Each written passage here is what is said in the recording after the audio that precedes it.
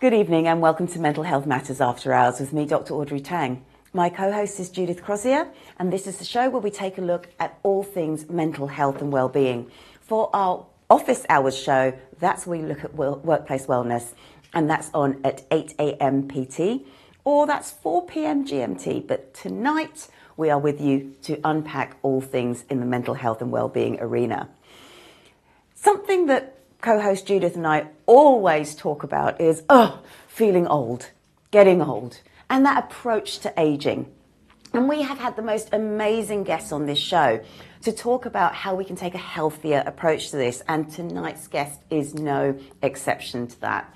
We are pleased to welcome Judy Lindsay. She is a chartered psychologist and an accredited coach, and we're going to be taking a positive psychology approach to getting older. Let's head over to the studio. Judy, welcome to Mental Health Matters After Hours. It's great to have you back. Thank you. It's lovely to be here.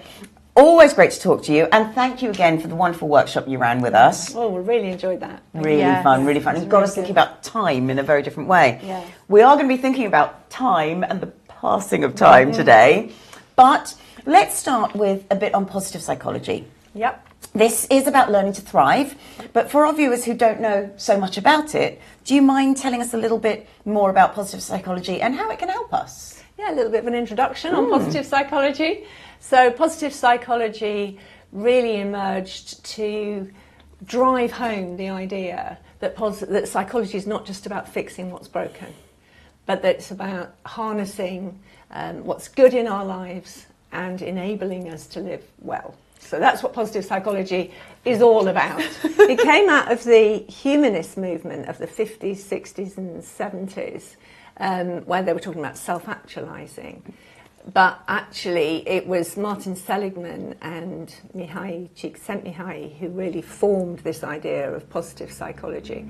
And Martin Seligman gave us a framework that was in place by about 2000, turn of the century, and which was his PERMA acronym for living well, with positive emotions, engaging in life, being absorbed in things, having healthy relationships and meaning and accomplishment. Yeah. So that's what we're talking about with positive psychology.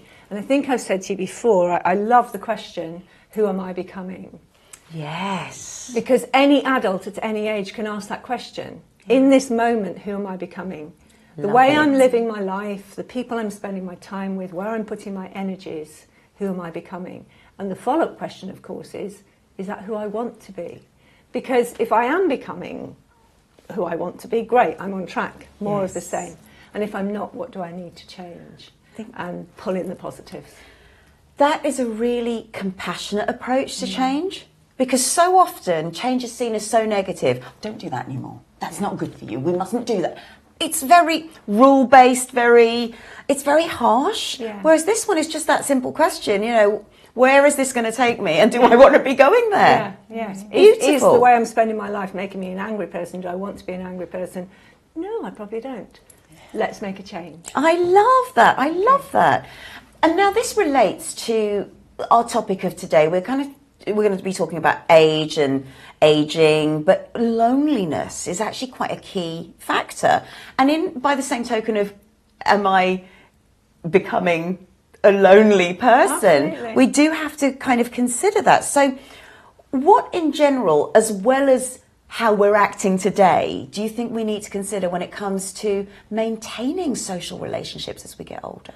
Social cohesion is the current focus of positive psychology, actually, rebuilding those social networks.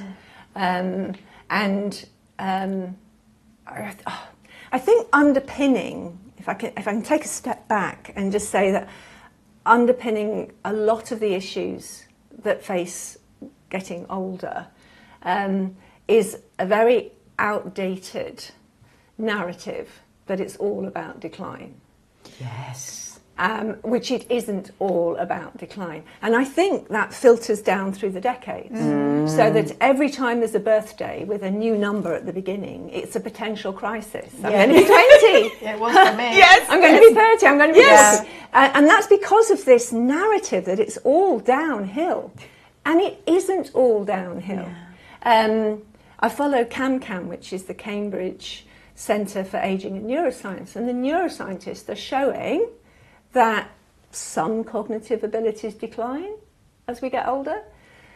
In some people, some decline in most people. Some people, they don't decline at all. So it's not this inevitability. Yes. But I think this negative narrative feeds into everything, including the loneliness. Yeah. Because people can then get a mindset that they are less valuable, and therefore they don't put themselves out there so much. That's true. So, and it's sense. again, it's it also feeds into that idea that we don't value lived experience, and so you end up with older people who are baffled and bewildered by a modern world, and it can be presumed that's because they're in some kind of cognitive decline, rather than the fact the pace of the pace of change is so fast that they're struggling to keep up with it, not because of any problem within themselves, and therefore I think older people can therefore feel undermined in that way. That actually really links to my next question of friendships as we get older. Is it this lack of value we place on ourselves, so we don't put ourselves out there, lack of value other people may place on us because they think, oh, you're too old, so I'm not going to invite you, that kind of thing.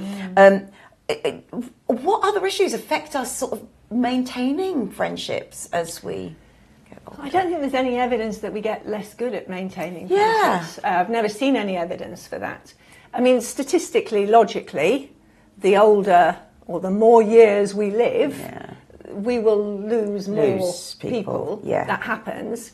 I think there's also an element that we may become more discerning as to who our acquaintances with whom we may have had things in common that we don't necessarily anymore. And therefore you learn who your friends are. Yes. In that sense.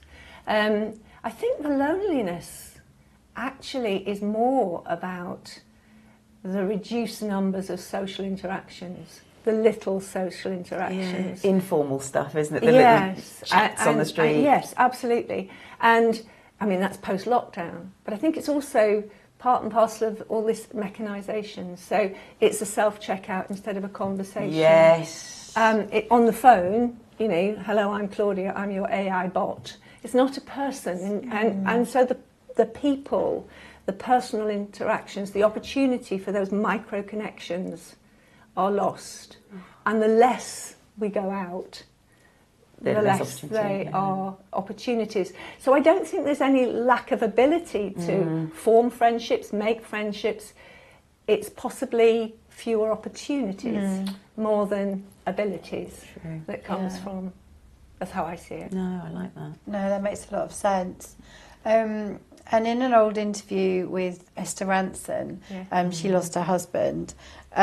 She says that the real loneliness is being alone on a Saturday night in front of the TV. She can go out and see friends, so she's not lonely during the day or whenever.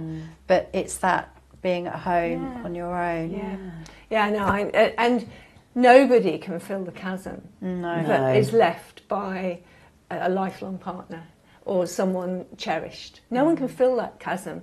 And that Sunday evening space, I think there's a lot to do about learning to hold that loss in that space, but to draw in some of the positives that not just the memories, but that person, who has that person made you in this moment, in the present.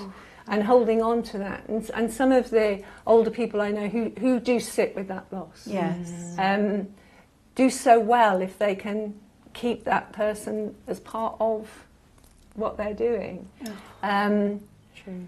But again, I also think implicit in that it is the Sunday evenings, but it's not having someone with whom to do the ordinary things. Yes. But that is a problem, a challenge for young single people as well. So a lot of the things that we see as challenges in older age can happen at any time. That's a good point.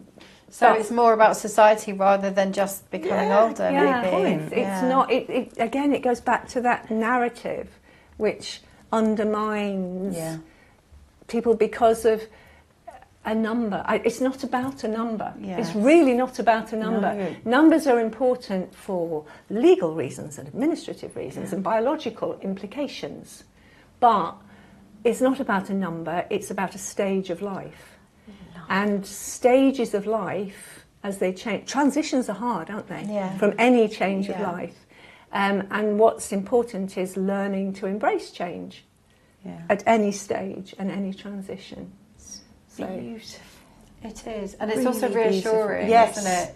To know that getting old is inevitable, but being lonely because of getting Age older isn't a thing. No, exactly. Yeah. So It's there are not things a you can do because. about It's it. not a because. Yes. No, Yes. absolutely. Yeah. One of the things that I often talk about in that narrative is falling. 3-year-old running through the park, falls. They fell. Yes. Grandparent Had a fall. Yes. And it's like, at what age did you stop having agency in your own life? Yeah. It's a tiny little thing, but it's very illustrative of how we can feel that, okay, I'm not in charge anymore. Yes. And just feeling that we can be in charge, and it's not necessary. It's a really good point, isn't The it? importance of words. When I went to the Words, hospital last year after falling in the garden, the doctors said she fell, explaining it to the other doctors, she fell. When my mum fell the other week and I took her to the hospital, they talked about my mum, she had a fall. Yeah. So I'm still seen as somebody who fell, which I'm quite, pleased about. Well, I'm always relieved with that, Exactly. I didn't have a fall, so I was like, oh, good. But yeah, it's a tiny distinction, but really important. It's really pervasive. Yeah. Very pervasive, yes. Indeed. And what about when we get older, having practical issues to overcome? So, for example, if we can't go to the local community centre for a drop-in session or a coffee morning or whatever, what else can we do? Invite people around. Yeah. But I know I am going to harp on about this the whole time, but if we can challenge that outdated narrative, then if I can't get out, if I'm thinking, oh, no one's going to want to come and see me because I'm old, Yes. then I'm less likely to invite people in, of course, aren't I? And reach out and make the connections, because that narrative has undermined my self-confidence in that sense. So it's taking whatever opportunities are possible for social interaction and recognising our value, our ongoing value. So important. I love that ongoing value. We're going to leave you there on that note. Judy's staying with us, and we'll be back just after this. Our passion for coffee goes way beyond the cup. We believe in a fair production chain in which each coffee farmer plays an essential role. We are proud to support our communities and promote environmental sustainability. Bedford Coffee Roasters guarantees an exceptional experience for producers and consumers. Join us on our journey to extraordinary coffee, where quality, sustainability and fairness come together to create an experience unlike any other. Ground with passion, served with pride, Bedford Coffee Roasters, coffee worth drinking. Greetings, I'm Angel Marie Monticelli, host of Energize You TV, every Thursday at 11 a.m. Pacific Time. Go to Fresh Takes right here on E360 and get Reikified and energized today.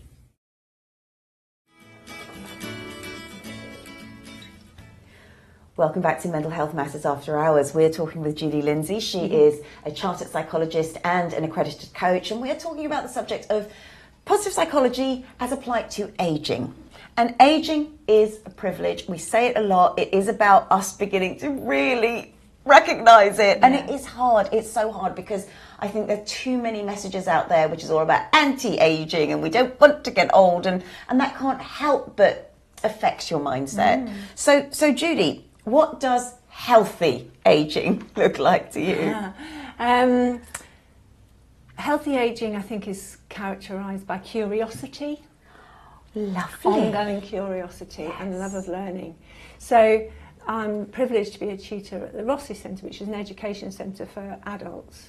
It used to be a retirement centre because it used to be that the only people who had time to do learning during the day were retired, but the world has changed and people have flexible working, so it can be adults of any age. But what characterises the people who are there is their love of learning. And it is an incredibly vibrant place. Yes. Because whatever the age, people are there because they want to learn something, whether it's art or history or whatever it is. And there's no qualifications, there's no certificates, there's no exams, it's just the pure love of learning. And I think lovely. Ongoing curiosity is a really important characteristic of healthy ageing. It's also healthy, just ongoing curiosity about ourselves even as well, that self-reflection. We always talk about that in coaching. So I think that translated into ageing is really important. I love that. Absolutely love that. With the Rossi Centre, is it free to attend, or do you need to members join? There is a membership. Okay. Although it is opening now they have Saturday sessions and holiday sessions that are open to non-members as well. But it's very easy to be a member. And it's not free. No, but it's affordable. But it's very affordable. And when you're talking about resources and things, you need to pay a contribution for that. So I think that is absolutely fair. You've already, I think, given me some thoughts on this. What seem to be the things that hold us back from ageing in a healthy way? I know language is part of that. Had a fall. Falling, because had a fall is the fall happened to me as opposed to me. Yes. Are we living longer but actually not living healthier, not living well? I think that does happen. I think it is bound up inextricably with those beliefs. I don't want to look old. I don't want to feel old. Because I don't want to be seen to be old, because I think then people will write me off. Whereas if it was okay, then I wouldn't mind so much, would I? So I think those beliefs do stand in our way, and therefore we're not being so healthy. But I think there's a lot of messages out there which are available for living longer, more healthily. And I think more people are tapping into that, to be honest. And I mean, we talked about falling, and I have, on my iPad, I have a fitness, with young, fit people leading fitness classes internationally. And one of them says, balance is a skill. We need to learn it and we need to practice it. Now, that ties in with the falling a little bit. But you watch a toddler learn to walk and gain their balance. It takes them some time. And then we live our busy lives. We're actually practicing our balance the whole time. Our proprioception, that sense of where all our limbs are. If we then move into a life stage where we are more sedentary, because we're not going out to work or whatever, we are not automatically practicing our balance all the time. So for me, practicing balance is a very important thing to do. I think Michael Mosley, one of his things was stand on one leg while you clean your teeth. But I think practicing balance is really important. Think about it. If you, and again, if someone falls, I've seen a statistic that if someone falls in their later years, they become twice as likely to fall again. Now, that's partly possibly because there might be a medical reason, but there's a big element of confidence.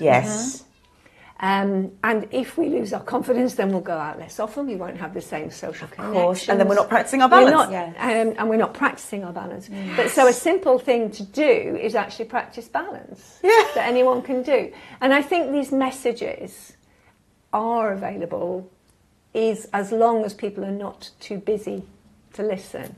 And if we're afraid of getting, nothing like being afraid of things to block our ears, is there? If we're afraid of getting old, we don't want to think about it.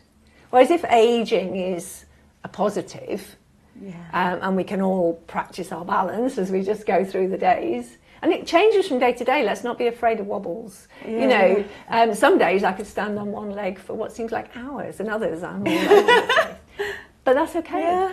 I love it. It's more acceptance, isn't it? Yeah, and being open to trying different things. So on that, obviously, balance is a great one. It's great. It's a good example. It's a really good example. When you break it down. Yeah. It's just brilliant. Yes, it really is.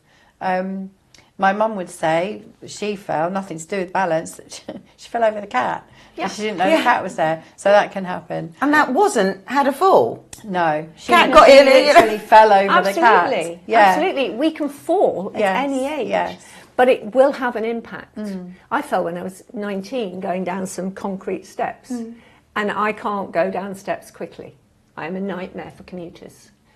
Because I have to go down steps for the whole of my life, because my brain now has that hardwired threat. Yeah. And it does have an effect on you. But it's not about an aging, declining. It's just that because someone's older, they ignore the cat, and it becomes equated with that. Yeah, absolutely. So other than practicing balance, are there other, should we be making a change kind of now when we can, and are there other simple changes that we can make? I think there are. I think I mentioned earlier about embracing change through our transitions, and I think throughout our lives we can be learning to embrace change, and the better able we become to embrace change at the earlier transitions, the more used to it we'll be when we're going to other transitions. So I think embracing change and staying curious is very important. And the learning, like you say. Yeah, absolutely. Yeah. I don't know if you're familiar with the nuns study, which was done in America. I think it was the late 1980s, where a neuroscience studied a group of nuns. And they were looking at their brains, because many of them lived to 3 figures. And they lived well to 3 figures. Wow. So they wondered why. Yes. And the reason why, they're all highly educated. There is a correlation between being more highly educated and continuing to be cognitively well in the older years. It's a correlation, it's a proxy measure, because I know a lot of people who didn't go to university who kept on learning, but I think it is that learning thing. So, and they carried on studying into their 3 figures. They stayed active, and they had each other, they lived in community. So those things, those social things that we can value are important. That's a really good lesson to learn, isn't it? Something to really bear in mind. And on that then, being with other people, one element of how to maybe get older, stay healthier older. What if people grow apart as they get older? How can people stay in touch? You know, there might be practical reasons why friends don't see each other, for example, if they can't drive. Or if your house isn't disabled to access, that kind of thing. Yes, or if, you know, one friend in the group has health issues and can't get out to see everybody else. How can we kind of work around that? I think we have to want to, don't we? I think if we have to want to accommodate each other and meet each other's needs in that sense. You say, you know, if this environment is not wheelchair friendly and one person's in a wheelchair, then you choose an environment which is wheelchair friendly, and find the ways to make it happen. It's being prepared to be creative in doing that, isn't it? And again, I go back to just taking the opportunities, really, where it might be a phone call, it might be, you know, some people are happy online, some people aren't. It doesn't work for everybody, but it can be really valuable. And then if what happened before doesn't work anymore, then looking for something new. There was an interview with Joanna Lumley recently, and she was talking about losing people, losing friends, but also she said when one phase of life, in one way, whatever that is, you know, what we used to do as a group of friends doesn't work anymore. If something ends, it's an opportunity for something new. Look at it as an opportunity. So then it's possible as a group of friends to say, okay, what new thing could we do? It's interesting, because it reminds me of my dad. So before he passed away, he used to go back to Malaysia for a lot of reunions. So that's physically flying back and that kind of thing. And it wasn't ill health that stopped him, it was COVID. Yes. So COVID happened, of course, no one was flying anywhere. And so for his 80th birthday, I organised a Zoom call, which was hilarious because there were all of these octogenarians getting their grandchildren onto the Zoom call to make sure they could all speak to my dad. But it worked. And then one of them just went, well, we could meet every week like this. And because they were used to doing it, because they had to do it for his birthday, from that week onwards, every Saturday, they never needed to fly anymore. No. Wow. And it meant that they could all meet. And if someone was, one of them was on a cruise one week, and that kind of, but they could still join, and they would. Amazing. You know? And it was lovely. Yeah, that's so lovely. It was a Because lovely thing you did. their grandchildren, showed them how to do it. It's like I said earlier with the pace of change, but if we have our negative narrative and we think, oh, they can't do that. Yeah. Whereas if we go, we'll just show you how, and then off you go. Yeah. It's wonderful. It was a very funny, you know, in the first 10 minutes of any Zoom meeting where it's, hello, is the mic on? Can you hear me?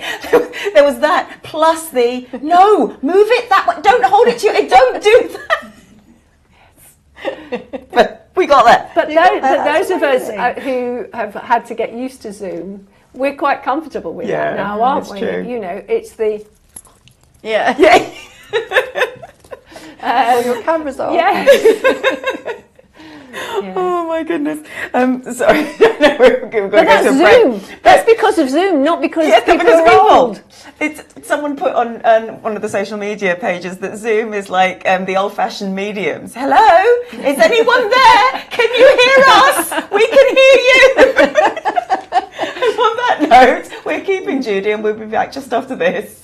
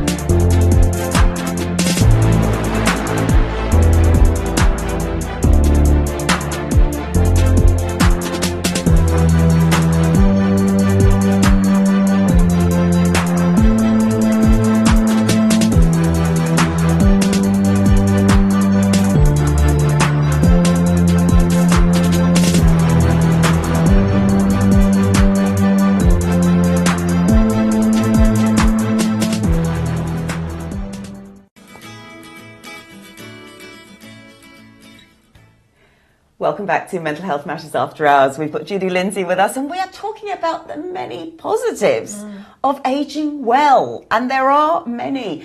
And I think some of the key things you're talking about is language that we use, that we do need to be mindful of. Yeah. But remembering our value and remembering the value of others in the same ways that we'd like them to remember it of us. So I think it starts with us, really. It does. But there are, of course, some societal changes. And we hear about the silver divorce and people going, well, do you know what? I am going to live my life in the way I want to, and feeling less constrained by rules of society, perhaps feeling less constrained by the children who've all grown up and so on. Yeah, so why is it, as well as that decline that we can see in some, you've also got people who are just experiencing this freedom that they've never had, and that's really inspiring. It is, and it is, as you say. I think the sort of silver divorces, as you say, they can be really good divorces where grown-up people go, okay, this has worked well for a long time, but now something else is going to work. It's like that new opportunity again, isn't it? And it is without the constraints of having so many other people to think of. And I think there's also that shorter horizon, so none of us knows what tomorrow brings. Yeah. But as we get older, we recognise that there could be a shorter horizon, and we want to make the very best of it. Yes. And so you have people who are going, right, now I have, particularly people who have maybe put their own interests second for a long time, going, now's my time. Yeah. And I think it's brilliant. Yeah, my friend's mum did that. Really? And it was very amicable, again, Yes. two grown-up people. Yes. It wasn't that fighting, Absolutely. it wasn't acrimonious, it was just a decision. Yes. And it was a really good, healthy decision for both of them. Which was in everybody's best and everyone, interests. yeah. And my friend didn't even notice, you know. Sort of And I think society has a tendency to look on that and go, well, after all this time, why would you do that after all this time? And society may perceive it as judging and negative. But actually, no, it's life has moved on. Yeah. If life has moved on for those people in a way that takes them in different routes, then so be it. All good. Yes. No, I love that. Now, there is another side to getting older, and I only say this getting older not because older people have cognitive decline. It can happen, but scamming can happen. And the sad part I find for older targets is that they often have more to be scammed out of. Yeah. That's the worry that I have. And so I'm not necessarily talking about the run-of-the-mill scam of, you know, just transfer your money to the old person, that stereotype doesn't understand what she's doing and then just does it. But there was a whole thing about this whiskey investment scam, which a lot of seniors, they were investing in these casks of whiskey, which didn't exist, the website looked beautiful, all of that. But the reason they could be scammed out so much was because they had so much. So how do we also remember to become mindful of this, but while still wanting to be generous and all of those things, and even protect or grow our nest egg? Yes, and I think we feel particularly outraged, don't we, when anybody who is in any way more vulnerable is targeted by these things, because anybody can be. I mean, we've recently had cyber attacks on some of the most successful organisations who've got teams of people trying to protect them. Yeah. So it's not always possible to protect ourselves. Yeah. I think one of the problems is that older people might be afraid to ask advice for fear, again, of looking stupid and too old. And I think, whereas if we just are confident enough to say to someone who might know, is this a good idea? Or if at the point where we recognise, oh, I don't think that was a very good thing I did, immediately seek advice and do something about it, rather than thinking, oh dear, I better not say anything. And I think we can't protect everybody from everything, because the people who are doing these things are very clever. I think that's the thing we have to remind people. The scammers are clever. They're very clever. You're not not stupid. No. They are clever. Yes. So and it's not about the stupidity of the person being scammed. No, not at all. It's about the fact that this is a very wrong thing to do to anybody. But the sooner we're happy to tell someone that there might be a problem, I think that's the best we can do, don't you? Yeah, absolutely. That's true. Yes, That's true. I think they prey on, especially older people, because they are. I think older people are more stoic and pride. Yes, exactly, the pride, and they don't want to. And generous. Yes. And also, one of the problems isn't it, that as you say, it's the nest egg. And they are people who don't have the opportunity to build it up again because of the stage of life that they're at. And therefore, that's why it seems so much worse in a way. It's awful. It is awful. Yeah, it is terrible. We will have a show on scamming, cyber scamming. Actually, we've got Danny coming in. Okay, brilliant. That would be a really He's a cyber security one. expert, so that will also be a very interesting one. Yeah, it will. And what about when, and inevitably, health does start to decline as we get older? Who can we reach out for support? Obviously, there's the GP, but are there other places we can go to? I think our nearest and dearest are very important, aren't they? but also, I mean, through the GP, I think how we approach medical agencies as well can be, you know, to say, can you put me in touch with someone who's going to help me with ameliorating this or preventing this? Or I think, you know, there is that movement out there towards prevention. So the extent to which we can do that, but I think it's a very difficult area actually, because we have got, you know, a crumbling NHS. So when we're talking about health things, it can be very, very difficult, and the help can be not out there. But being prepared to ask again is very important, and saying what is needed. And just reaching out, to people and asking who can help.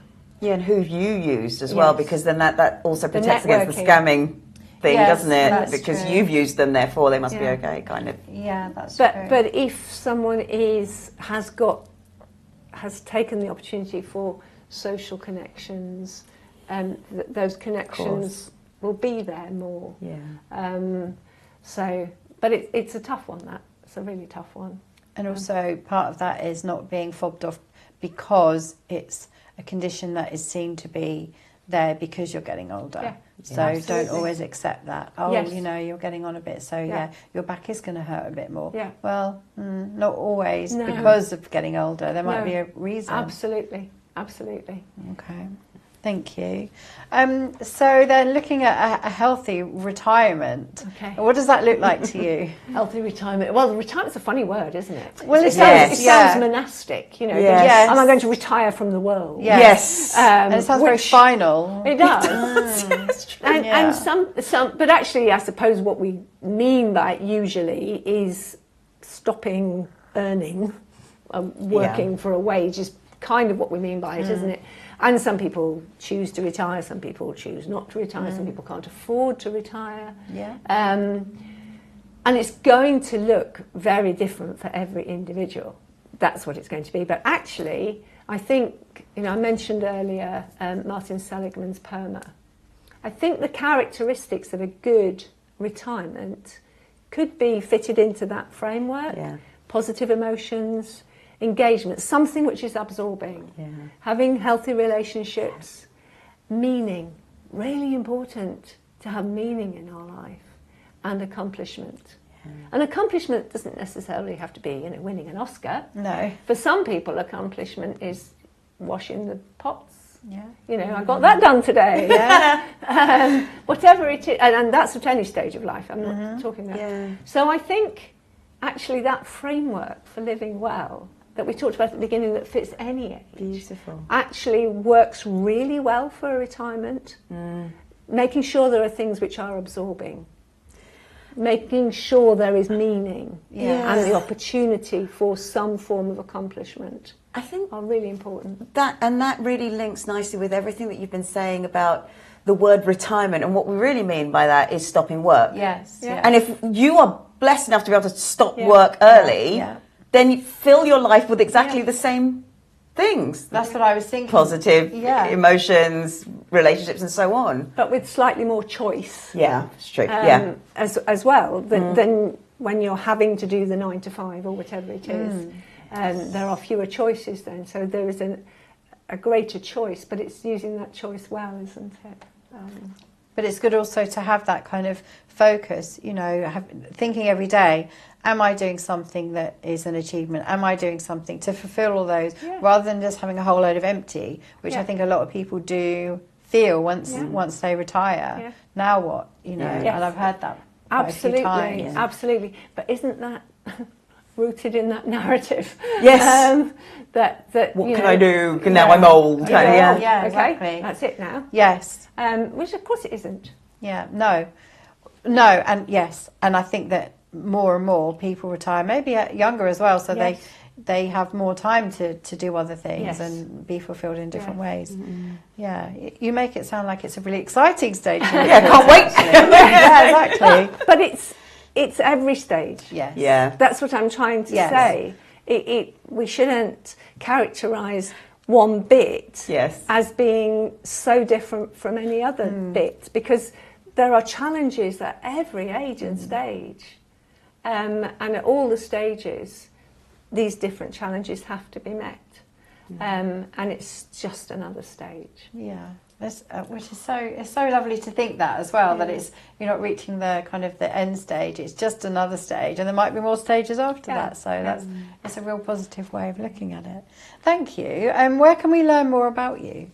I can be found on LinkedIn if people are on LinkedIn. I can be emailed. I love an email, rather old school, but I love an email. And my email is info at optimizejl.uk, so optimize as in the best, and JL are my initials, and I have a website which is optimizejl.uk as well. We will have all of that on the show notes, so that's brilliant. Thank you so much. I love an email, so.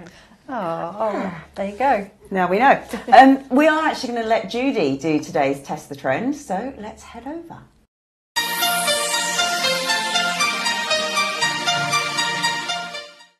So gratitude is not saying thank you. Gratitude is feeling thank you. Feeling grateful. And we know that feeling thankful does wonders for our well-being. So I'm going to recommend that every morning, making a cup of tea, coffee, or watching the toaster, just in that moment, you think of one thing for which you are grateful in that moment. And just enjoy it, that feeling of gratitude. It might be the cup of coffee, it might be a bird singing, it might be something that's going to happen in the day, it might be a person, but just one thing that can bring that feeling of thankfulness into your being at the start of the day. And then at the end of the day, just build on that with 3 things. And you can give yourself a starter for 10 and use the one you had in the morning. I was grateful for that, and add 2 more to it. So that this feeling of being thankful is just lifting how you're feeling on the inside. But because we know that makes us feel better, why not also give that to someone else? Try and give something to someone else that they're going to feel grateful for when they do their 3 things at the end of the day, whether it's a smile or a hello or a phone call or something else. So work on the gratitude in that little tiny way. These feelings are kind of unconscious, and unless we consciously bring them into our be intentional about it. Yes. Our normal day-to-day, I think it's very easy to rush through. So one thing I've noticed is, I love that we have the coffee here, because I look forward to that. So do I. And I think, I'm going to get to work and I'm going to have my coffee, and it's going to be lovely. And there is that moment of just feeling peaceful. Yes, absolutely. I agree. Really, and taking a few seconds to enjoy that moment is important, isn't it? I'm very intentional with my coffees. I love my coffee, and I will, even if it's just a few seconds, that I'm grateful and I'm going to enjoy this. I like that. I think it builds well into our lives. Now, sticking with the exercises, so we're going to do a slightly longer Test the Trend today. So this is a challenge now, viewers, you can do for other people or to other people. May not make them feel quite so grateful depending on how you debrief them. So I'm going to invite Judy and Judith to join me in this particular challenge. I'm going to give you 10 seconds, and this is picking up on something you've said about change and how we perceive change and how we may actively need to shift our mindset. So you're going to get 10 seconds to change one thing about your appearance. Okay? That's what I'm going to ask you to do. Change one thing about your appearance. You have 10 seconds. You can do this at home as well. So let's start. So 10, change one thing. Now. So just in my mind? No, physically change one thing about your appearance. Physically right now. Change one thing about your appearance. How do we do that? I don't know. 9, 8, 7, 6, 5, 4, 3, 2, 1. Okay, so Judy changed her posture. I did. And Judith changed her hair. At home, you might have done something else. I know when I first did this exercise, my most natural thing was to do this. Yeah. Take something off. So whenever I do this with my students, one of the things they will do, and I know you couldn't physically because your mic is attached. Same here. Take your jacket I did off. think about taking my cardigan off, but I'm all, connected. Naturally, Yes. our perception of change is loss. Right. Removal. Yeah. Naturally, if you do this with a group of people, you're almost 9 times out of 10, it will be the removal of something. Which was my first thought, I have to admit. But I just thought, oh no, that caused all sorts of But yet, we can change our posture, we can change our hair, we change our phones, we change our bedclothes, we change our underwear, hopefully. So it's really important to recognise that change is actually not anything to do with loss. Again, to embrace and to be conscious about that, because unconsciously the habit is change. What am I losing? Yeah, that's actually a really good point. So yes. it's both change, embracing it, and gratitude, which helps us embrace it. I think are 2 of the key positive psychology elements. And I think I've just lost my mic, haven't I? Have I? No, my pen has fallen off. That's what it is. Thank you, Judy. We shall keep you with us to the very last part of the show. We'll be back after this. A world without the arts is one without confidence, creativity and community. And yet funding has been reduced every year. Arts programmes have been shown to benefit social inclusion and well-being, particularly for marginalised groups, with projects fostering a sense of belonging, cultivating mutual understanding and breaking down social barriers and isolation. Participation in arts programmes can help boost confidence and open doors to opportunities that may otherwise be inaccessible. Click Arts Foundation offers grants up to £2,000 for grassroots arts projects twice a year, with our community arts experience trustees meticulously scoring each project on impact and sustainability. To date, we have supported craft and visual arts projects, dance, drumming for wellbeing, and preservation of heritage and culture. If you share our passion, not just for maintaining the arts themselves, but contributing to the many benefits it can bring, please consider making a donation to Click Arts Foundation registered charity.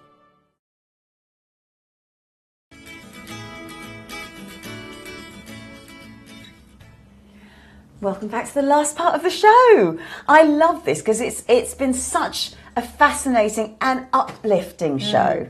Which, again, I think every conversation we have about ageing well has been uplifting, and that's really important. So thank you so much, Judy. Yes, there are challenges. There are things that are inevitably difficult, as we talked about. But it's getting away from the fact that it's all decline. Yes, It's challenges like at any age. And this is the time where we sort of reflect on the things that we've learned. And I keep coming back to, I hadn't thought about the extra nuance of the falling over, had a fall, because that one, you know it as the joke even, have you had a fall, have you fallen over, but the act of had a fall, the fall has happened to you, your agency has been taken away, and that's ridiculous. It is. Yeah, it is. Yes, it just puts a completely different spin on it, doesn't it? And we shouldn't be internalising and that. your question earlier, the difficult one about medical and health, very often older people can feel their agency has been taken away by the way they are treated, as you say, because they're older within health contexts. And it's important to recognise that and go, no, I actually want to take charge here. We had this discussion with Professor Sharon Hinchliffe. She's on the show, so she talks about sexual rights for older adults. One of the key things that she always mentions, and I always mention as well, is with the GP, older people are not often told about sexual side effects because the GP presumes you're not having sex. No, that's right. They're just like, what? I know. And yet, if it's the same drug for a younger person, oh, you do know this is going to... That's so wrong. But unless we talk about it, we don't know it's happening. No, that's true. Very true. Yeah. What else are you taking away from this? I think it's just 2 things. One is that change doesn't mean loss, which you both said. And to embrace the next stage. You know, getting older doesn't mean that things are going to get worse. It doesn't mean that there's a decline in any way. It just means it's a different phase of life, like all the other phases of life that have already been. It's just another one. And then another thing is something that you'd picked up on that Judy had said, which was the problem isn't because of being old. Yeah. The problem is there. Yes. So cognitive decline can happen at any age. The more we play on our social media and don't learn anything, the more it's going to happen anyway. Yeah. So a lot of these things that we blame on age may not be because of age. It's just because of other lifestyle choices, which brings me back to your very first point of who am I becoming? Right, yes. Yeah. I love that point. I love that as well. That's actually really, really powerful. Yes. At any age. At any age, because it also then puts the power back in our hands as well. Does, so I love that for so many reasons. Yeah. Oh gosh, Judy, thank you so much. It's been lovely to be here and a great conversation. It's always so uplifting to chat with you, and so thank you for bringing that to us today. It's just been such a pleasure. My pleasure. And from all of us on Mental Health Matters, have a good night.